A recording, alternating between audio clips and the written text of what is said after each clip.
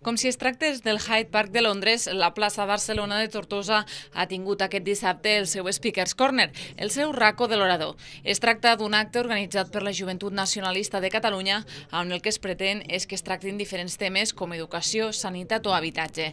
En el cas de Tortosa, el primer lloc del territori on s'ha fet, s'ha parlat d'infraestructures i mobilitat, i han estat sobretot els trens i el seu mal funcionament els que han generat més preguntes. L'orador ha estat el secretari de Mobilitat, Ricard Font, qui ha convidat als presents a imaginar com s'organitzarien els serveis ferroviaris i el transport públic a Catalunya amb un nou estat. Com faríem les coses si de tot depengués només de nosaltres, si la infraestructura que dona servei als nostres trens fos nostra, si l'autopista AP7 fos gestionada per la Generalitat de Catalunya, si poguéssim disposar de totes les competències per pensar només en com pensem que el nostre país necessita tenir organitzada la seva mobilitat. Segons Font, hi ha dues prioritats a tenir en compte pel que fa a mobilitat a l'Ebre.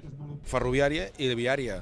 Millorar en aquest sentit, per un cantó, la part de la xarxa ferroviària i segona, canviar el model de gestió de les vies d'alta capacitat del nostre país. Aquí estem plantejant nosaltres el projecte de la vinyeta que hauria de permetre, per exemple, que avui dia un ciutadà de Terres de l'Ebre està gastant per anar a Barcelona més de 20 euros. Nosaltres estem plantejant una vinyeta anual que podria costant a un ciutadà de Terres de l'Ebre entre 70, 80, 90, 100, 110 euros per tot l'any per poder utilitzar totes les vies d'alta capacitat. Per la seva banda, el responsable d'Infraestructures, Energia i Sostenibilitat de la JNC, Marc Anguera, ha explicat que s'ha escollit Tortosa per parlar d'infraestructures i mobilitat perquè és un tema que afecta molt directament i de forma negativa als ciutadans ebrencs. Soc de Tortosa, sé que és un tema que ens afecta molt, la R15, la R16, de fet avui és de lo que parlarem bàsicament, dels retards, de la manca de finançament que tenim per part de l'estat espanyol, la mala gestió que està fent Renfe, i per això volem donar motius pel sí